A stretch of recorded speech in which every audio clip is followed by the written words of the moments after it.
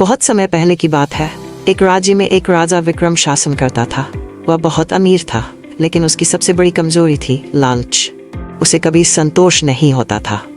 वह हमेशा सोचता, मेरे पास और ज्यादा सोना होना चाहिए और ज्यादा महल होने चाहिए। जादुई तालाब की खोज। एक दिन एक साधु उसके दरबार में आया और बोला, राजन, जंगल के बीचों बीच एक जादुई तालाब है। जो भी उसमें हाथ धोता है उसका हाथ सोने का हो जाता है। राजा ये सुनते ही लालच में आ गया। वह अपनी सेना के साथ जंगल में गया और वह तालाब खोज निकाला।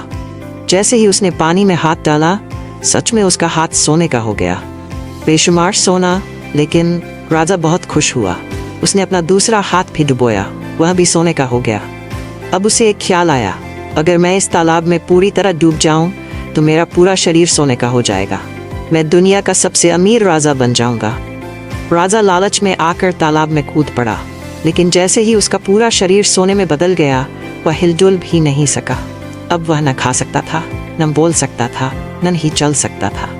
वह एक जिंदा मूर्ति बन चुका था।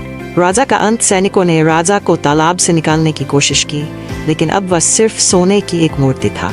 एक चेतनाहीन राजा जो लालच की वजह से खुद को खो चुका था। नीति: लालच का अंत हमेशा बुरा होता है।